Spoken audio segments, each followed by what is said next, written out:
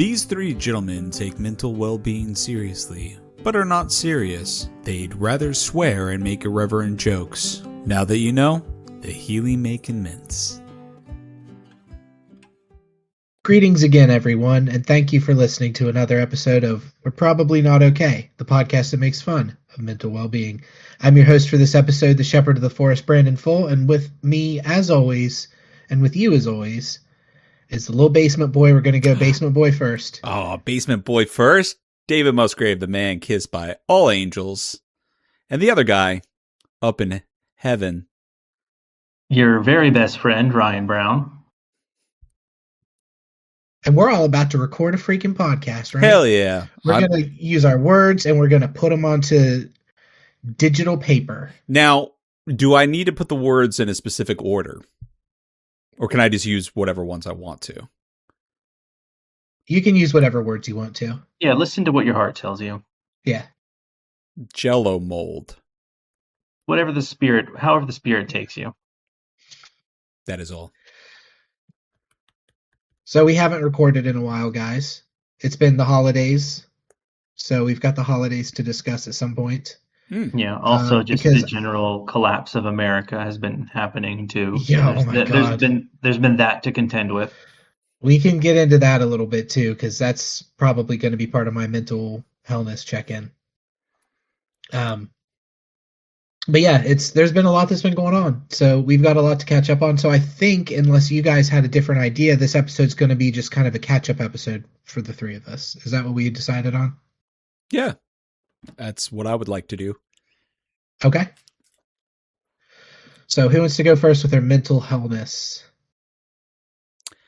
I can go. Keep with the basement boy? Yeah, I was going to say let's keep with the trends of basement boys first.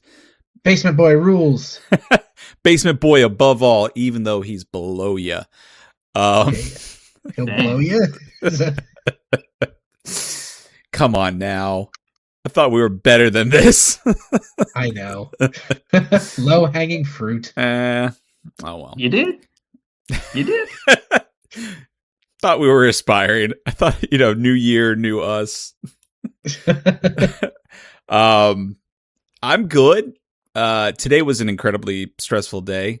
I have a fun thing to talk about that happened to me today, but it's something that should have brought peace to my existence. I should have had a very, very namaste, om type of day. And it was not that at all. Because of work, it was just nothing crazy, just work being work and like having to do it for money and whatnot, which, again, Ryan wants to talk about the fall of America and post-capitalism. So, it feeds into that, I suppose, but not really. That's all. That's me. Ryan, how have you been?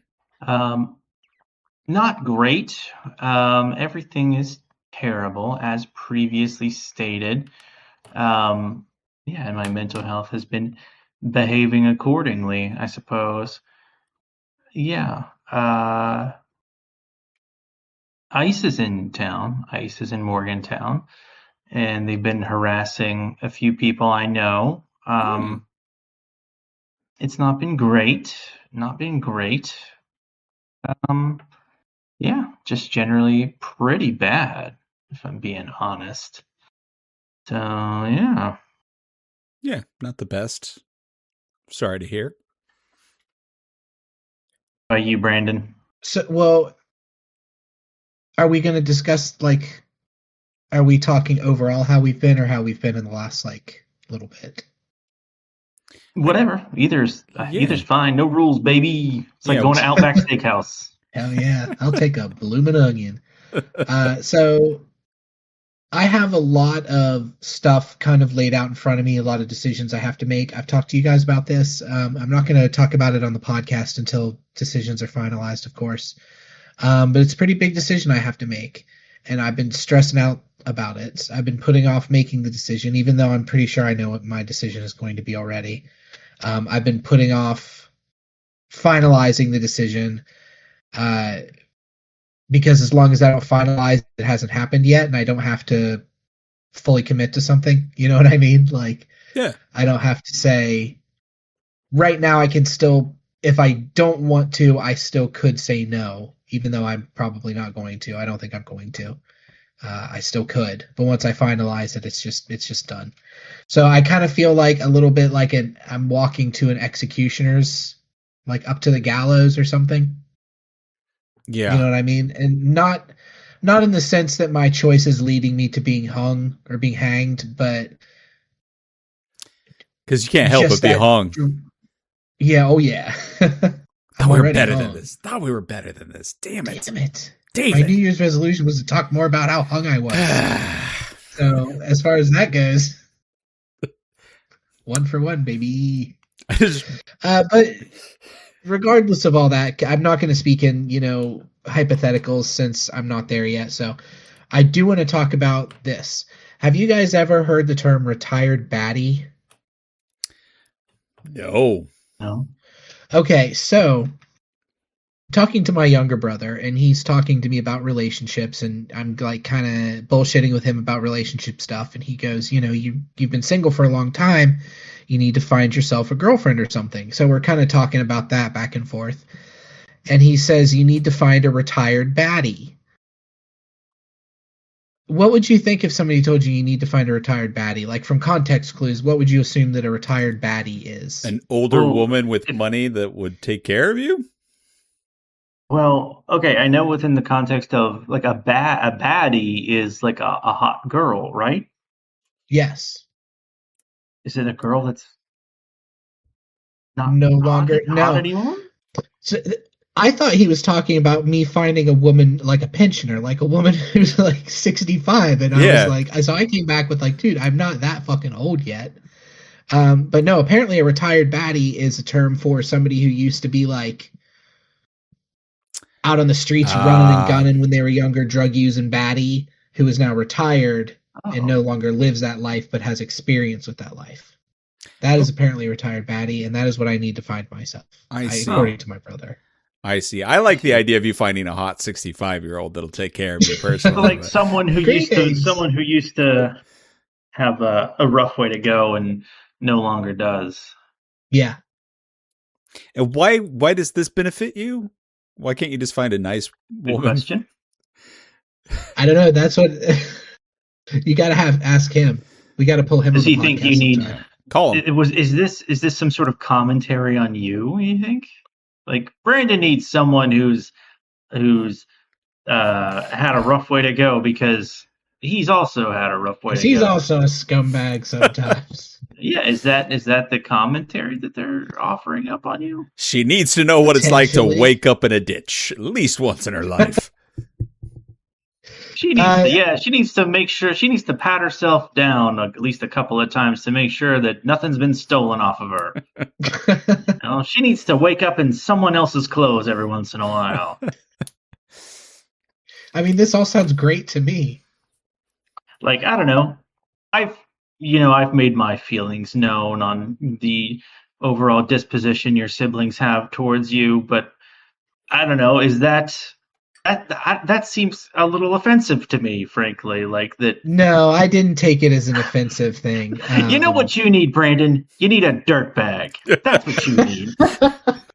A real shitbag of a woman who's a little less shitty these days, but still. Yeah. I mean,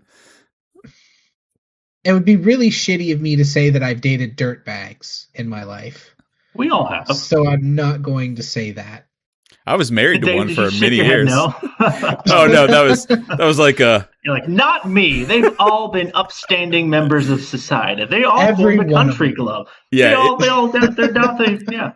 Anyone who's listened to this podcast knows that's not true. Yeah. Yeah. But that's interesting.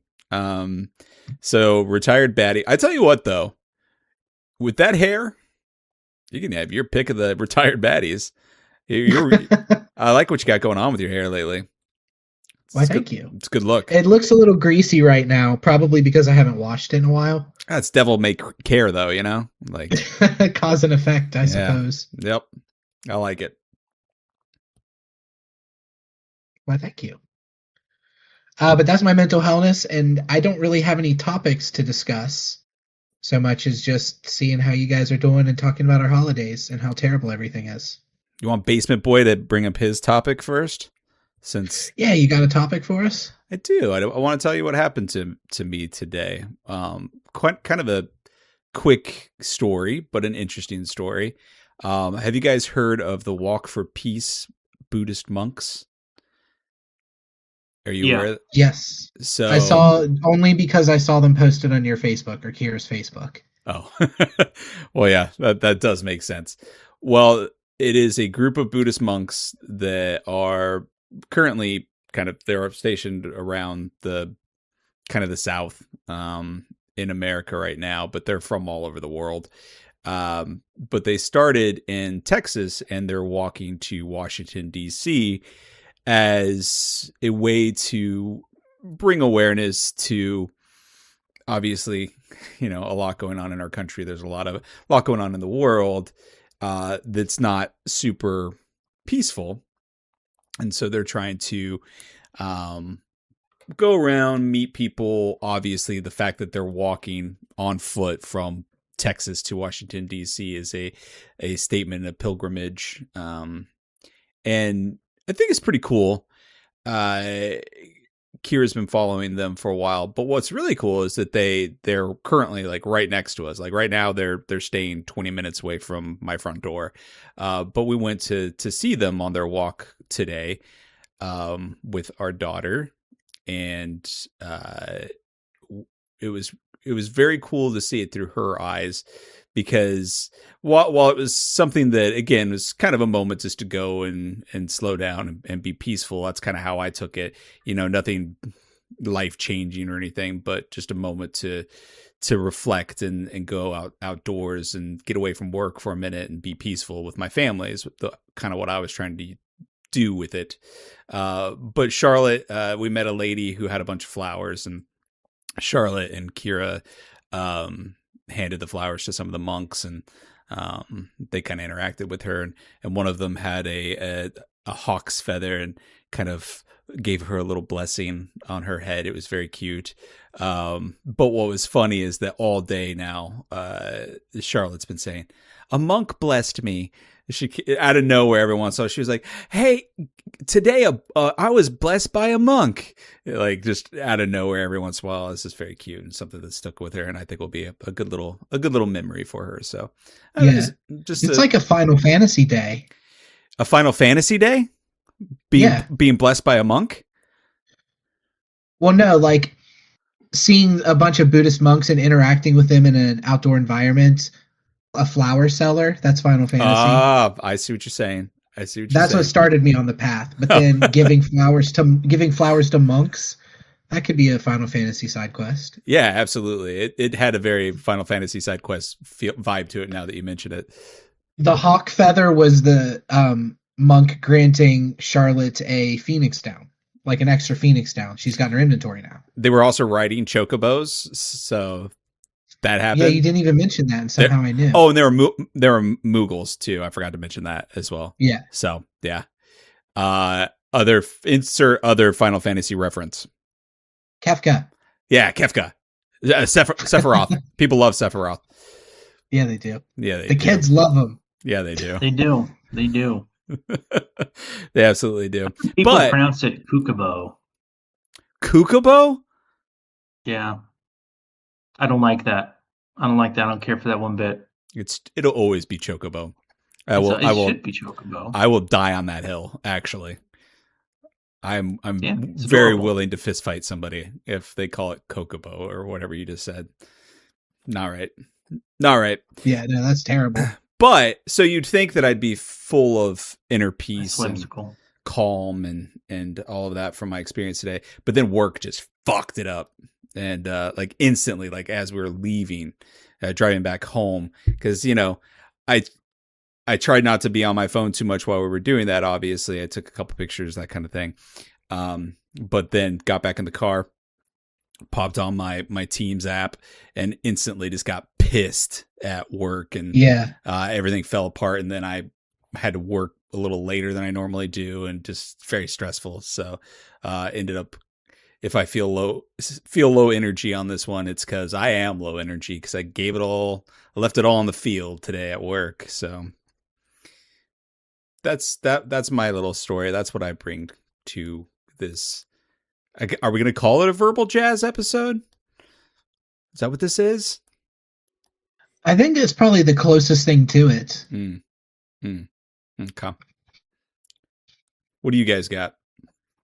I'm kind of feeling your circumstance there, David, as well, because I'm in a couple weeks I have to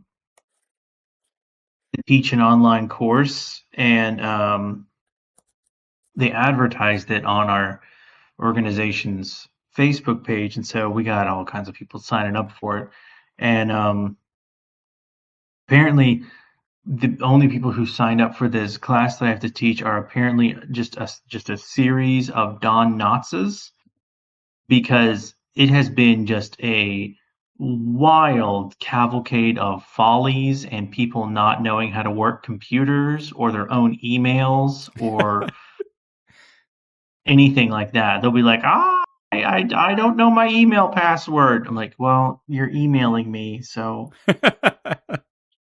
you must have gotten in somehow. Yeah. Or they'll be like, I accidentally signed up for the wrong class. This says I'm signed up for an in-person class in Michigan. I'm like, I can't help you there, bud. You signed up for the wrong class. You'll have to go in and sign up for the right one, I guess. I don't know how to do that. I'm like, Jesus, people. I like that and they'll be like, I accidentally logged myself out and I don't remember my password. Like, I don't know your password either, pal. Like, what are we doing here, man? Like, and this is like, I'm not even kidding. I got like 7 such emails. No, more than that. I definitely got more than that throughout the course of just today alone, where like at one point I was just sitting like this at my desk. And then someone walks in and they're like, hey, are you okay? And I'm like, yeah, I'm fine. I'm fine. Like, do you need to go home or something? I'm like, no, I don't want to go home. It would still find me there. The forgetting email passwords and stuff is a big part of my job, working in the tech industry, that I do. Mm-hmm. And yeah, it is mind-numbing because I often have the same reaction as you, but my inclination is I'm being paid to offer to help them, you know? So I'm being paid to try to find ways around it. And what cracks me up is like somebody will come in, and I guess I'm going to bitch about work for a minute. Somebody will come in and say like, I can't get into my Yahoo email. So I'm like, okay, do you know your password? I know the answer to this question already. Otherwise, they wouldn't be here. But they say no. But they don't just say no. They say it indignantly, as if I'm an idiot for even suggesting they know their password. Obviously not, Brandon. Yeah. Come on. Yeah, I'll be like, well, do you know your Yahoo password? They'll be like, I don't know that. I made this 10 years ago. What, I look like some kind of guy who knows his own password? Come on, like a nerd. Yeah, ridiculous. And the thing is like they expect me to like I'm not the IT guy. Like I'm the guy who's teaching this class on mental health. Like I'm not the IT guy. Like I don't so know how's this class going to work? Do.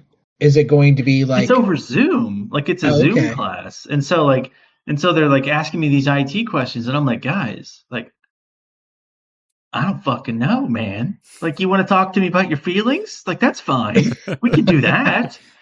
Like, I don't fucking know how your IT problems work, dog. Like, contact the IT department of the company of the software program that we're using to communicate, I guess.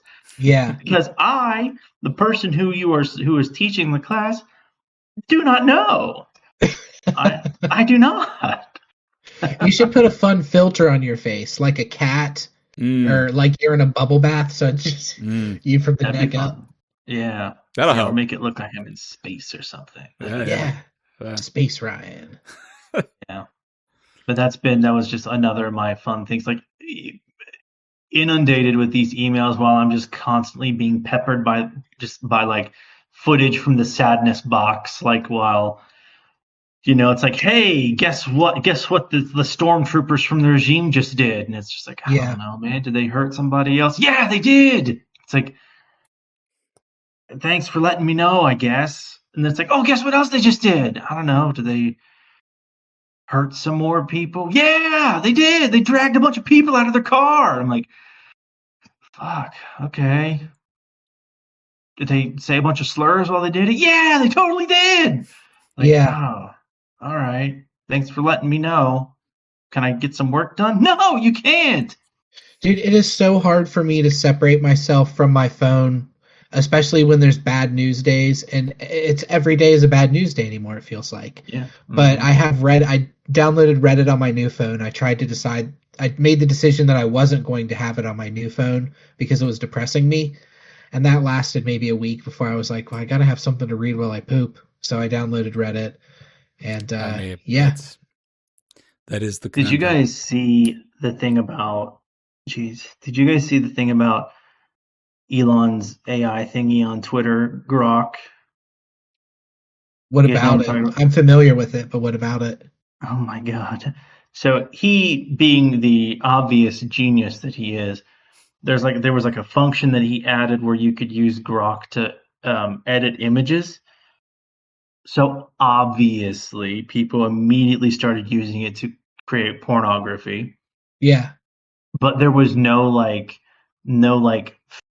filter, and so people were immediately using it to make pornographic images of underage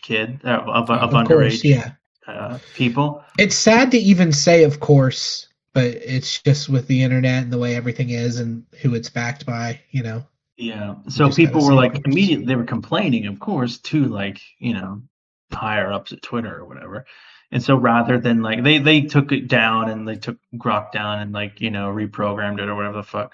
So rather than issuing an apology, Elon had Grok issue an apology. Oh God. And I was like, you fucking piece of shit. You can't take any accountability whatsoever. Yeah. Like, I'll just have my AI formulate an apology for the pornography it did, for the underage pornography it created.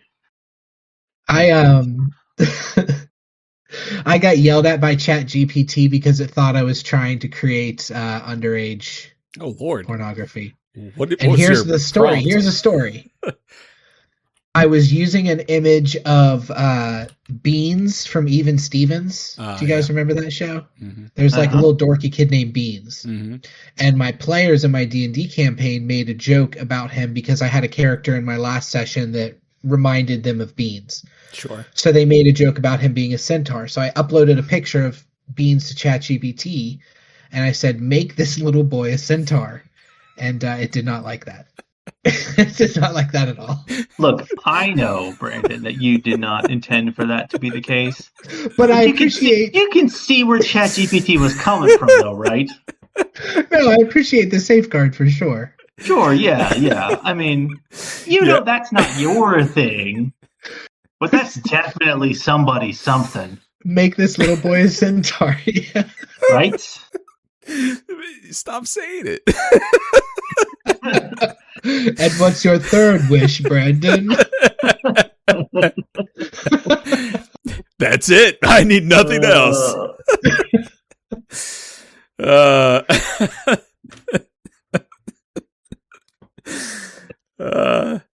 Well, I'd say that was the episode title, but nope. No. Can't do that. No. Can't do that. Nope. Lord in heaven. Forgive them, for they know not what they do. Yeah. You were talking about ice being up in your area, Ryan. It hasn't hit that I've heard of down here in West Virginia yet, in my part of West Virginia, but it's only a matter of time. And in Minnesota, they're going door to door and shit. Yeah. I suspect they're going to show up at my work at some point, because my office is located in a shelter, and I don't know. I just have a sneaking suspicion. There's a lot of other it's a shelter, but there's a lot of other social programs that are located inside the building Yeah. that can be utilized by people that they would be targeting. So I just have a sneaking suspicion that they will show up here at some point. I don't know, but we'll see. We'll see what happens. We'll see if I make the news. So Yeah, that's what I was thinking. Was like, I hope that goes how we expect it might go. I like how you're being cryptic because you don't necessarily want your voice recorded saying what you're thinking right now. So, yeah. but those who know us can imagine. Hey, I respect the rule of law. Unrelated whatsoever. I really liked that graffiti that you posted of something that's, I believe it was in Chicago. Somebody very very tasteful Superman doing a certain thing, and maybe that's what we're all thinking right now. Yeah. But we'll see. They I don't know. We'll see what'll happen. But maybe not. Maybe they've already left because they've been here since last week. So I don't know. We'll see. We will see. We will see. But yeah. Did you guys see? Oh yeah. Here's something we could talk about. I don't know if you guys. Either of you guys watch Stranger Things? Mm-hmm. I haven't seen the last season, or the last two seasons actually. Okay. Well, obviously it's a kind of a cultural phenomenon type of thing, and it just ended. Without doing any spoilers or anything, like, what did you think of the ending, David? I liked it. I think that they shoehorned in some stuff just to kind of, I don't know. It almost felt like they're like, hey, we're really sorry for what we did in the second season, but we're going to bring back a character and try to make it make sense.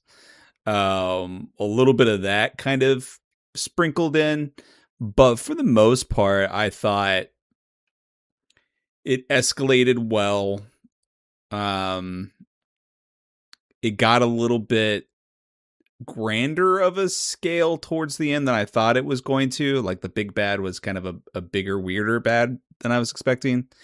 But overall, not terrible, except for the pacing of some moments were just absolutely painful. Like, you need to be running towards your objective right now, not sitting here and talking for 10 minutes of what is the last bit of your real estate in your show. There was some of that, some pacing issues there, but overall, I was okay with it. I like the show. I do agree that it's a cultural phenomenon. And there are certain things I like about the show quite a bit, but at the same time, I was not like, oh man, I can't wait till the next season of Stranger Things comes out. I wasn't like sitting around, losing my mind about waiting for it to come out. And I certainly wasn't like, oh man, it's ending. I was not upset about that. So maybe I'm not the most super invested in it and don't have really a right to say that I thought it ended well, but it did, in my opinion. Yeah. What about you? I mean, I don't know. I liking things, which is, I think, the best way I can think to put it. Like, I'm generally perhaps not as critical of, I shouldn't say I'm not as critical. Like, I judge things by their merits and virtues. I feel like you have to, all things have to be judged empirically. But I also feel like I just like enjoying things for the most part. And I think that plays a factor in whether or not into my assessment of something. That being said, like, I do feel like you're right. Like, this whole thing moved at a fucking breakneck pace, like beginning to end, and to the point where at certain points it was unenjoyable. Like, at certain points where it was like, I was like, there were times when I was like, okay, everybody just fucking sit down, all of you sit down. What are we doing? What is going on? Because, like, it felt like it was all moving too fast, and I would be like, I would felt like characters like running past me, and I'd be like, well, Where are they going? Yeah. What's going on? Or all of a sudden we would be in a place with new people, or like we would be in a place with characters, and I'd be like, well, how did we get here with them? Or wait, are they just here now? Or similarly, like there would be certain leaps we would just be expected to accept, and without spoiling anything, like you mentioned the big bad battle. Yeah.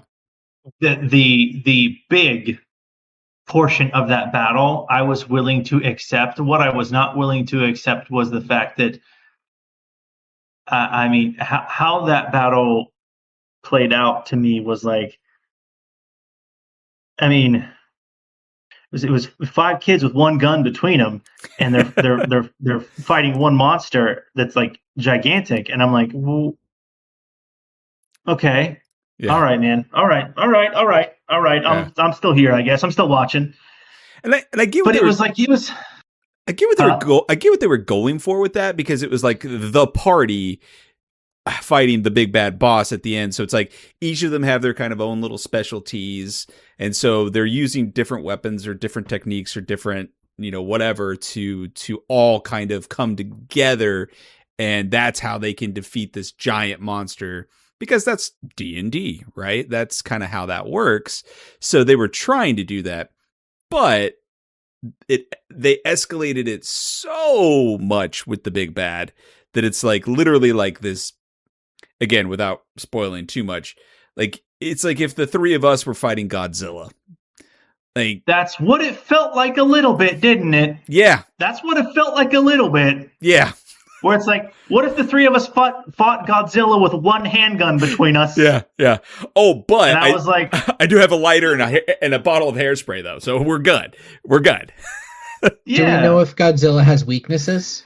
Lighter he's and got hairspray. A weak spot. Godzilla got a weak spot. Yeah. Look for the Godzilla orange. got like one weak spot, and it'll flash when you get close. Orange on his tail. If you see that, perfect. Yeah. Throw a rock at it. We're good.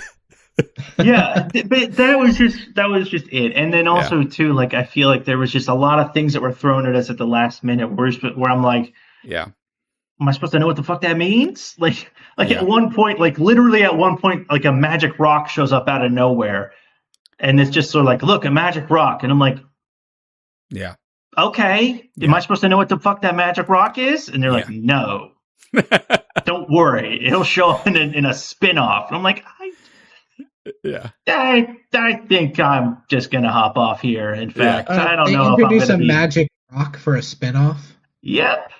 Hey, you know what? I'm not even being like exaggerated. I'm not even using hyperbole for a bit. They literally introduce a magic rock that will be explained in a spinoff, and I was like, I'll just take your word for it, guys. I think we might be hopping off the ride here as far as Stranger Things go. Just like I did with Game of Thrones, and they were like, but spinoffs will happen, and I'll be like, you guys have fun with those spinoffs now. I think I'm done. Yeah. But to that point, the very, very end wrap up, again, without spoiling things, is very directly D&D based, which is how the show began. And it is kind of like passing the torch on to the next generation, sort of. And I thought that was done well, and that was a good way to kind of be some of the last imagery that you see. That part was pretty cool. Yeah, that part. I will say, I think we do good. Did you guys see all like the conspiracy stuff online? No. Oh my god, that shit was fucking wild. Okay, so the fan base apparently, this was all over TikTok and Twitter. The fan base was so, I guess you could say disappointed. Disappointed with the ending of the show, that they were convinced, and I mean like release the Snyder Cut style convinced that there was actually a secret 9th episode that they were going to release. And they were like looking for clues and like pointing out clues and like all throughout the last season of the show. And they were like 1000% sure that it was going to happen on the 7th. At 8 p.m., like they had done all the math. It was like the meme of Charlie from It's Always Sunny, like him with the conspiracy board. that this was 100%. This was definitely going to happen. That the real ending was going to be on January 7th, and it was going to be a secret 9th episode that they hadn't let anybody know. And I was like, I don't know, guys. Wow. I don't know about that. I mean, they had the last episode in theaters and everything. Like, they paid money for that shit. Yeah. Like, So how was the 9th episode then? That obviously released on January 7th. It did dope not. as shit. It did not. And people were nonplussed. Not even mad, just sort of like, oh. Yeah. Wah, wah. It's kind of like how people think the rapture is going to happen at a certain time and it doesn't happen. That's kind of what it felt like back when people thought the rapture was going to happen and it just didn't. And then everybody was just sort of like about it. Yeah. Yeah. Did you guys see the Fantastic Four movie? Yes. I can't remember if you mentioned it. Yes. It's been long enough, I feel like, that we can spoiler it. Okay. I agree. Skip ahead if you haven't seen. I haven't seen it, and I want to hear what happens. Like, I don't need, obviously scene to scene, but I'm kind of just curious about the general premise, how Galactus is, stuff like that. So cool. They finally made a good Fantastic Four movie. It's super neat. It's very cool. It's very like retro futury. Mm-hmm. Like it doesn't take place in the main Marvel universe. It sort of takes place in the year question mark. Mm-hmm. Like it's sort of like it could be in the 1960s. It could be in like a weird alternate future 1960s. Like you never know because it's like they got future technology, but it all looks like it could be like Jetsons future technology. Yeah, which I loved. I love it. It looked like all Fallouty. Yeah, that's what I was gonna say. It's very much like if the bombs didn't drop in Fallout. Like that's the vibe of the world for sure.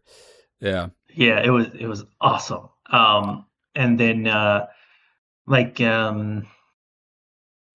definitely get the vibe that like the Fantastic Four are the only heroes in that world.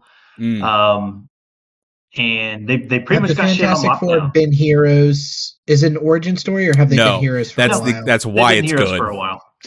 Okay, because we've seen the origin story. They give you like a kind of they give you kind of like a brief, like a guy tells you what happens. Like the guy is sort of like it's been however many years since the Fantastic Four had their tremendous accident and were bathed in cosmic rays and became the hero. Like they tell you what happened, but they don't really like they've been the Fantastic Four for a while. Yeah, it's like a news recap, like a newsreel recap at the beginning of it. That this is how they became it. This is what they've done. Like so, it shows like some of their like battles and stuff really briefly, and so you get a good established Fantastic Four by the time the movie's actually going on. Yeah, how is Galactus? Awesome. Good. He looks cool as hell. Yeah. He looks like a big guy. Looks like a big fucking guy. Big old purple boy. Big fuck off hat. That's what I was looking for. Big old purple boy. That's what he is. Is he like in the trailers you see like a boot and it looks big, but it doesn't look like Galactus big. How big is he in the movie? Is he like as big as a planet? He's not as big as a planet, but he's, as big as Galactus is. Like he's as big as a guy. He's like he's like kaiju size. Oh, I thought Galactus was like as big as a planet.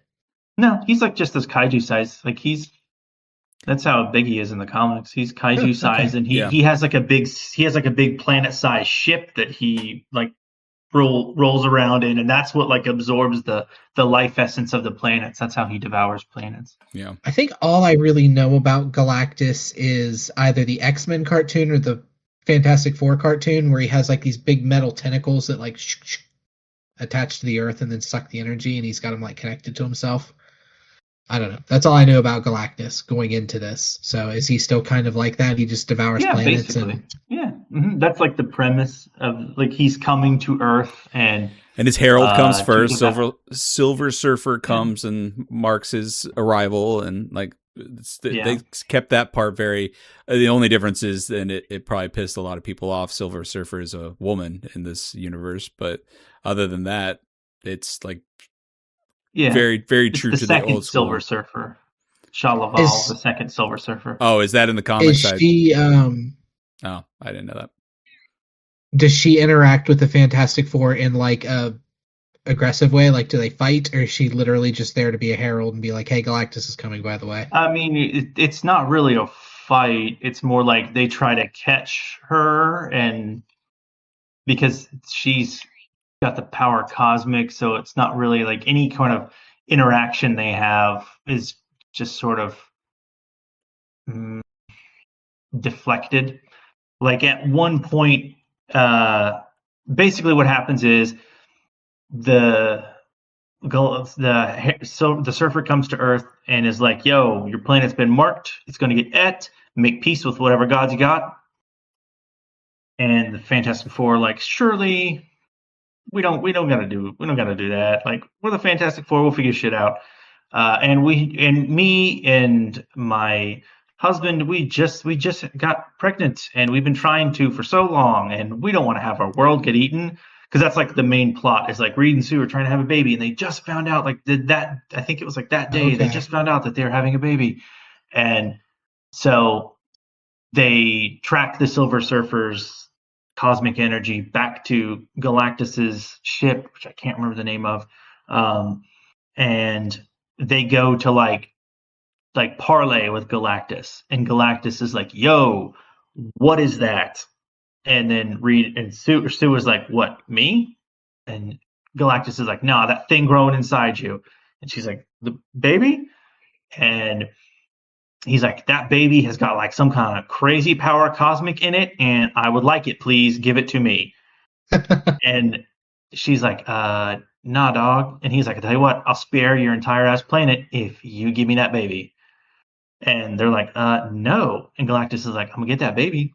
And so he sends the surfer after them. They manage to escape the surfer. They get back to Earth, and then they tell the Earth, "Sorry, gang, we tried to treat with Galactus, and he was like, 'No way, buddy.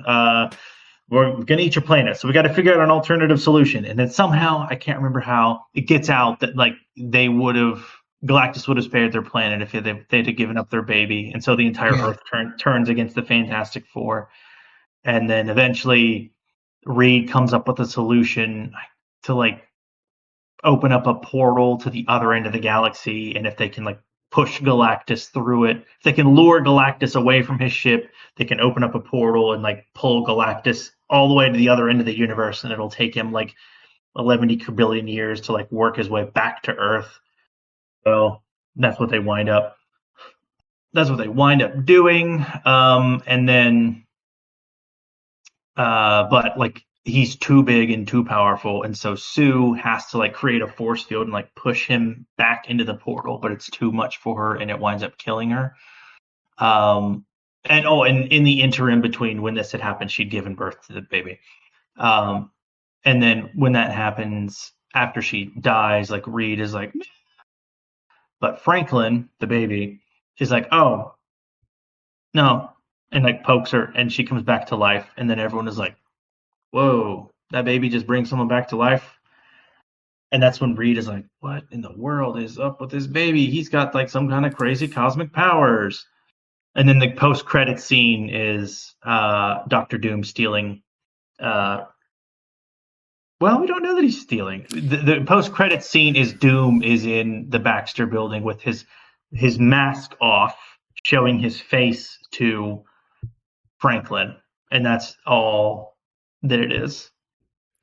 But it is implied that he's trying to take him, and also like with some of the stuff that's coming out for Avengers Doomsday, the teaser they did with Thor is basically seems like love has been taken away from him. So Yeah. it's believed that Doctor Doom has taken those two characters, and then other people think that there's going to be other children that are going to be Doctor Doom is trying to get. If you think about it, like, yeah, I mean, we like the saw that in that Maximovs. one teaser. Sorry, go ahead. We saw in that one teaser, Steve Rogers now has a baby that Yeah. probably shouldn't exist because he fucked with time. Yep. Tony Stark now has a baby. Yep. That is running around there somewhere. Thor now has a baby that is infused with the power of eternity. Wait, when did that happen? How did I miss Thor having a baby? Thor in Thor: Love and Thunder. Okay, I haven't seen that He one has then. he is the caretaker of the daughter of Gore the God Butcher, which was fused with the power of eternity. Because Gore the God Butcher used his one wish from eternity to bring his daughter back to life, and that fused her with half of eternity's power, Yeah. something like that. Yeah. And then Wanda envisions kids. Wanda envisions kids shouldn't exist and yet somehow still do. So there's that running around as well. And then, of course, Franklin Richards, and then Black Panther's son is out there somewhere as well. Are we going to get a Muppet Baby scenario? Yeah. Maybe. I just can't wait till they cast Nanny. That's all I'm really looking for. And then if you watched X-Men 97, like all of X-Men 97 was about how fucking crazy powerful Scott and Jean's baby is. Yeah. So like, I don't know if it will be, they probably won't be the X-Men from X-Men 97, but that show was definitely putting that idea out there that like, hey guys, Scott and Jean have a baby and it's crazy fucking powerful. Yeah. So like, I don't know if Doom's like, I don't know if superhero babies are the new Infinity Stones or what, but like, it's definitely a theme. Yeah. Like superheroes have babies now. It's definitely a theme. Mm-hmm. I don't know if I'm in or not. I mean, Avengers Doomsday, I'm definitely in on. I want to go see it. I will go see it in theaters. But like, if the idea was Infinity Babies, I don't know if I would. I think I'd be down with that. Yeah. I think I'd be down with Infinity Babies. I wasn't that into it until you called them Infinity Babies, and now I'm in. Well, I don't know. We'll see, I guess. I don't know. I think, there's obviously like superhero movie fatigue, like out the ass. Like we definitely hit that like sweet spot with Marvel, with Endgame, and afterwards it felt like we were kind of stumbling around for a little bit. But then, the last few things that I've really enjoyed, obviously Loki, even what was the Wanda or not Wanda? God, why can't I think of what her name is? Agatha all along. I thought that was pretty good. Like there's definitely Marvel has done some good things here and there. And then I think the Fantastic Four definitely kind of pulled me back in. Four was a lot of fun. Yeah. Yeah, and people, the thing is like all the post Endgame stuff, like the problem was there was too much of it. Yeah. Yeah, they were like, we can make more money this way. Yeah, that's the entire problem. Because like if you look at like the everything that's come out post Endgame, it's been more good as far as quality. There's been more good stuff than bad stuff, but there's been so much stuff. Yeah. That there's been more bad things than we're used to. Because before it would be like in the past, it would be like, hey, there'd be maybe 3 Marvel movies a year, and that would be it. And then after so many years, there'd be an Avengers movie, and it'd be like, yeah, okay, that's fucking manageable. Mm-hmm. You know what I mean? Now it's like there's like fucking 7 Marvel movies a year and like 5 TV shows. Yeah, and then maybe 4 of the TV shows are going to be good, and then 3 of the movies are going to be good, and then 2 of them are going to be not great. And it's, I mean, that's still like mathematically, that's still pretty good averages, but like that's still too much shit, man. Yeah, that's and too much shit. Divert off superhero movies too much, but I feel the same way about Star Wars at this point. I feel the exact same way about Star Wars. For sure. Absolutely. There's just so much stuff there. And, you hear like, I have friends who have seen and consumed every bit of Star Wars media there is to consume visually, not like all the novels and stuff. But you have those people who are like, oh man, it's really good. This show, this episode's amazing because it has this character from Star Wars Rebels. I can't believe they brought them into real life. I'm like, well, I've never seen Rebels. I don't know who the fuck you're talking about. Yeah.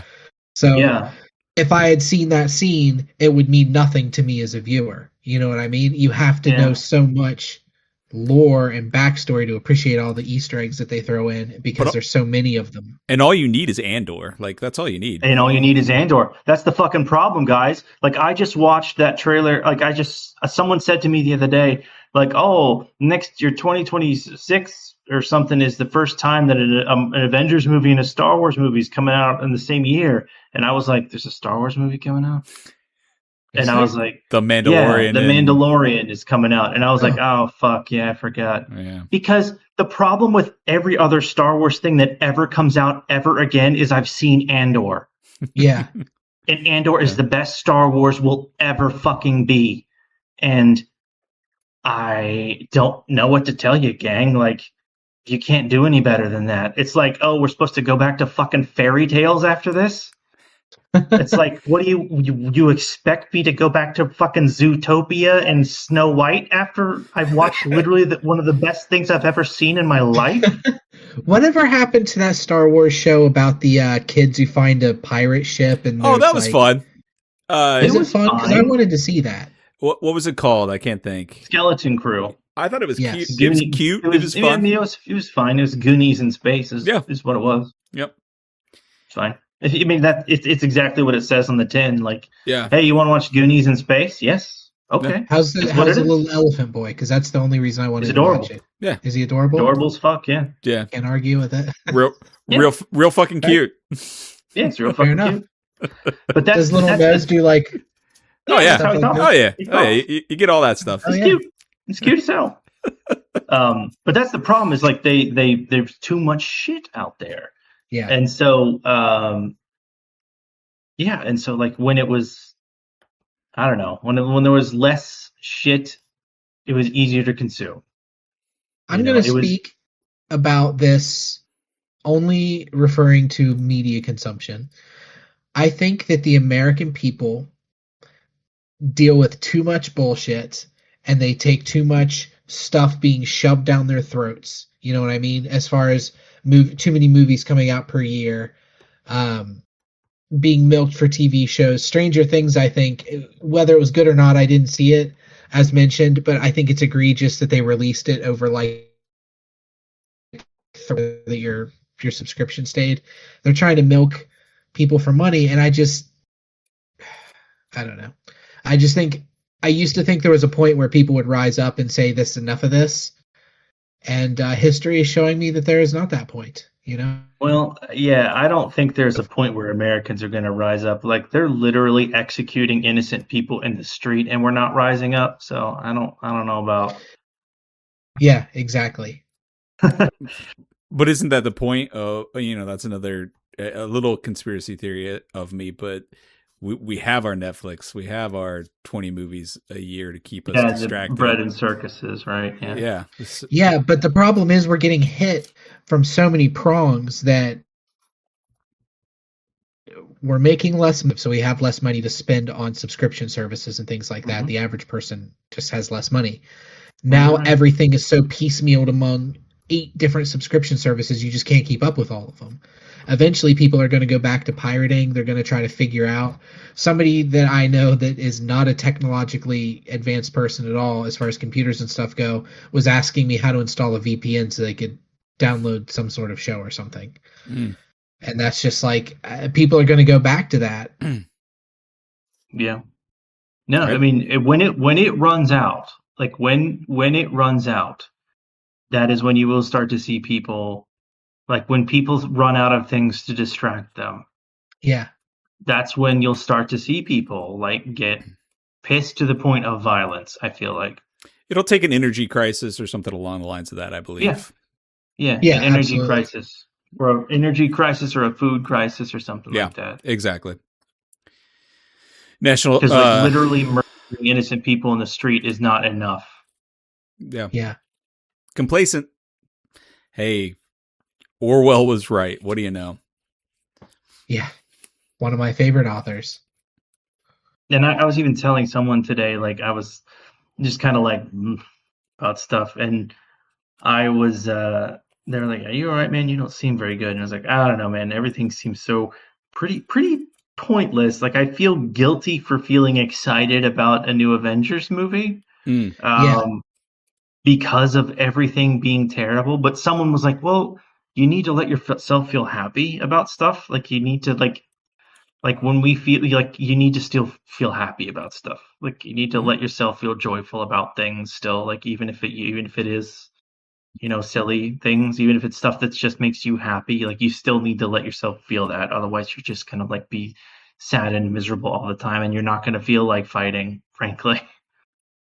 That's a good I point. was like, yeah, so something to remember, like let yourself feel happy, even if it feels pointless sometimes, even if it is still like, I feel weird and guilty and it feels pointless to be excited about a new Avengers movie. Like you still just gotta let yourself feel happy about stuff. Hmm. You Yeah. still gotta. I think it's a fair point.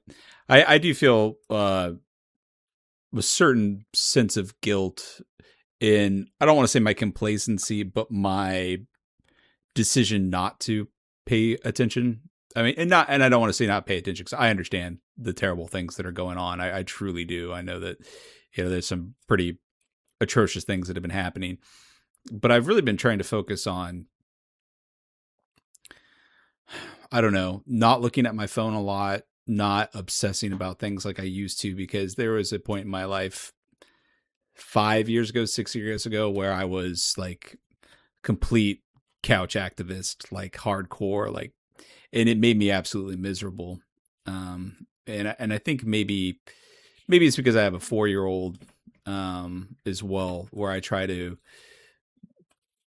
just focus on my immediate experience and try to be relatively happy and try to create a good experience in life.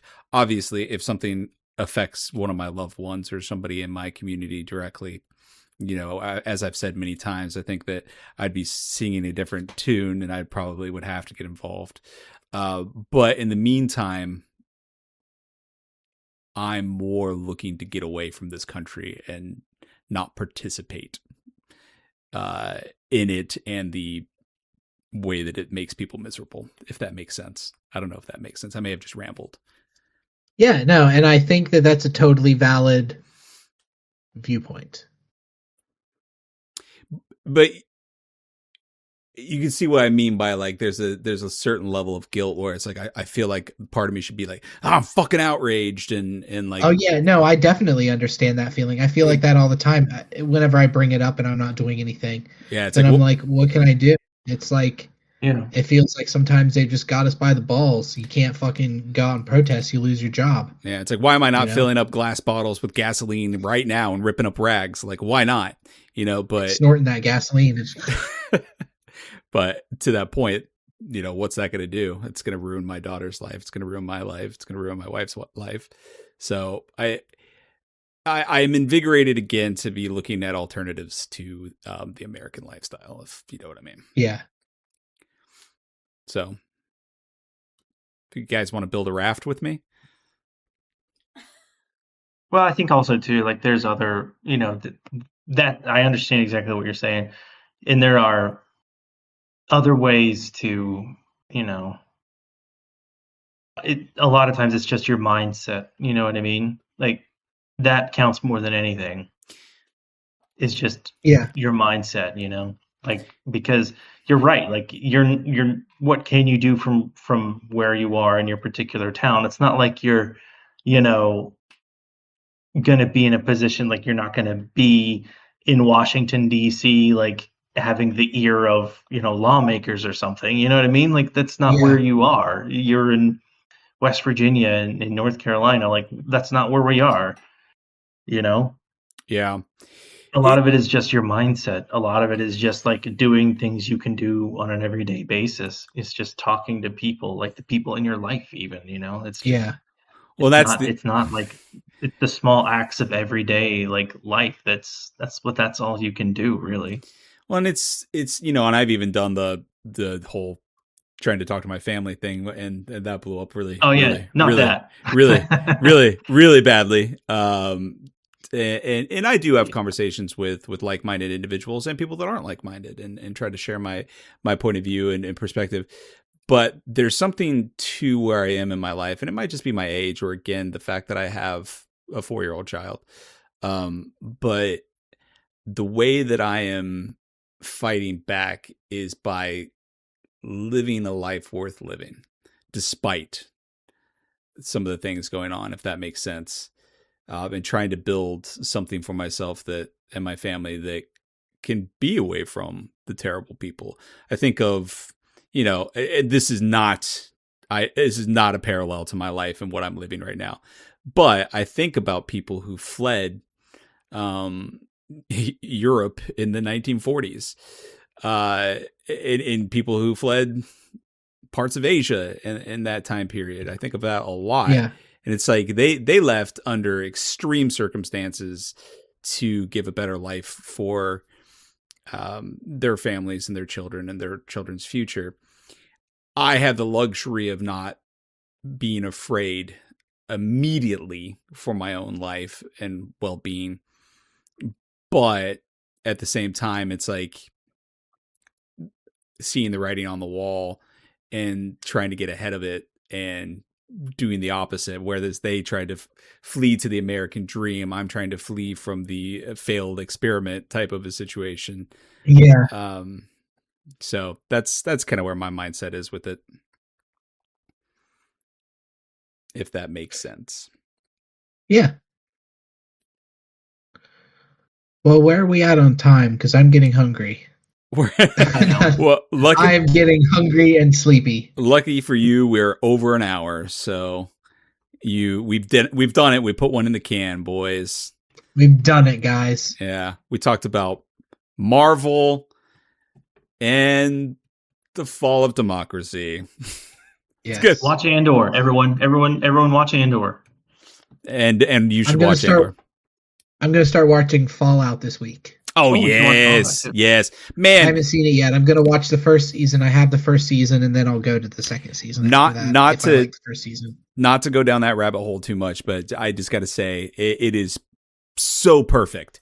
They have just continued to nail it. There's times where I'm like, the fucking bottle with the surgical tubing coming out of it. I've seen that in the video game. Like, there's this little tiny props. You look around, and you're like, it's the fucking video game. They made the fucking video game into a show. It's so good. They did. So even there's a background, the architecture of like the build of rooms. Yes. I've noticed. I'm like, oh man. Yeah. Or like there's one scene where there's like toys in the background, and I'm like, oh my god, that's a Giddy Up Buttercup. Like I know what that is. Like I've literally picked those up off the floor in the game. Like that's wild. Have they had any? I'm looking forward to starting it. Have they had any bobbleheads in it? I've not noticed any bobbleheads. There is. I would figure, but I can't remember. But like, there's so many times where like in Kira, having not played the games or anything, or not even watched me play the games or anything, it has to get somewhat annoyed with me because there are times where I'm just like, look at that fucking small, minuscule thing in the corner over there. That's I've seen that in the video game. That's from the video, and she's just like, what the fuck are you talking about, man? But it's just the level of detail in that show is just perfect. Yeah. Definitely. I'll have to report back next time we record. Yeah, please do. All right. So does anybody want to sum up what we talked about? I think, Ryan, you summed up before with finding happiness regardless. I think that was a good summation that you did. Yeah. Okay. That works for me. I think that is a good summation. And actually really kind of the duality of those two topics, I think, was actually kind of perfect, of the Marvel universe being something that's kind of silly and we get excited about it still despite its flaws. But it's something that still brings us joy. And that's something we talked about a lot in this show, is allowing ourselves happiness in some of the smaller, sillier things that do bring us joy. Video games, books, movies, music, that kind of stuff. Because God knows if we don't find happiness somewhere, we'll absolutely allow ourselves to be completely, just destroyed and distraught in this world. So find happiness where you can, allow yourself it. And, obviously just continue to be a good person and be kind and do I think that's doing your part in and of itself in this world, because I think so too. Yeah. More and more I meet shitty people and not nice people. So yeah. Well, thanks for listening again. Until next time, I've been your host for this episode, Shepherd of the Forest, Brandon Full. With us as always, down there in the basement, stinking it up. Your basement boy, David Musgrave, the man kissed by all angels. And upstairs is your very best friend, Ryan Brown, and collectively, we as a society perhaps are probably not okay. It's getting more and more appropriate.